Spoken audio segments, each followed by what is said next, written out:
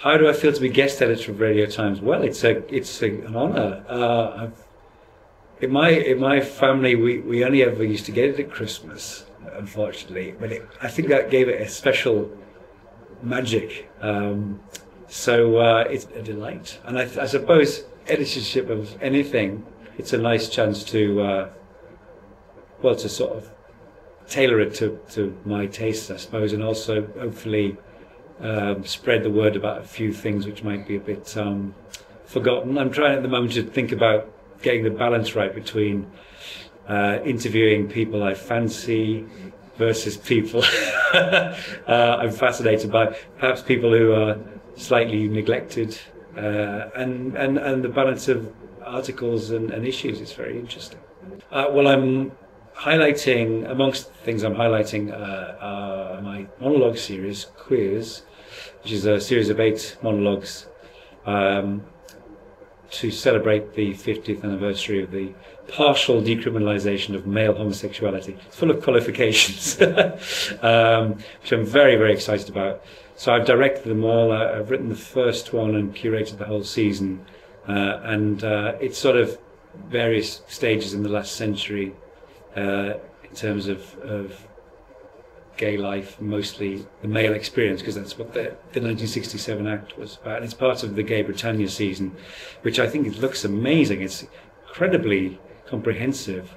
So there's all kinds of archival stuff, which I think we'll be talking about, and various interviews wrapped around that.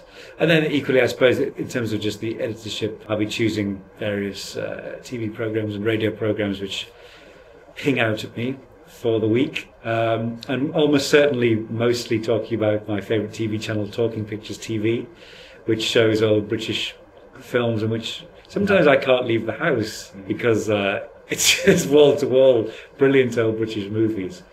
It's kind of like being off school all day long. Today I had a big planning meeting, proper one.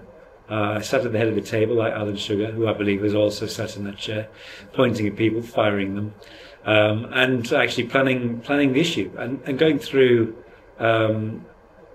all the existing content. There's a new series of Top of the Lake, so I know there's an interview with Elizabeth Moss, and then we talked about what I wanted to feature in terms of the Gay Britannia season, and suggestions for possible interview subjects, thought pieces really. And I felt strangely like I was in a sort of recreation of the front page or something, or one of those Alistair Campbell Monday morning briefings where you try and throw things out. It's very interesting.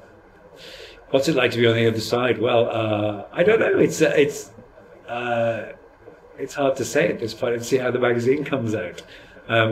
It's like anyone saying, would you like to do this? You go, oh, that's good, because I could do this, I could do this. In a way, it's a battle between thinking about ruling a few things out, and also just, if someone gives you a completely blank sheet, it's also terribly difficult. So it's quite a good thing already to have some features to string it around and think, actually, if we do this, that will reflect that. I'm hopefully doing a piece on Against the Law, which will be written by the writer of the drama, which will feature interviews with elderly gay men who are featured in the drama.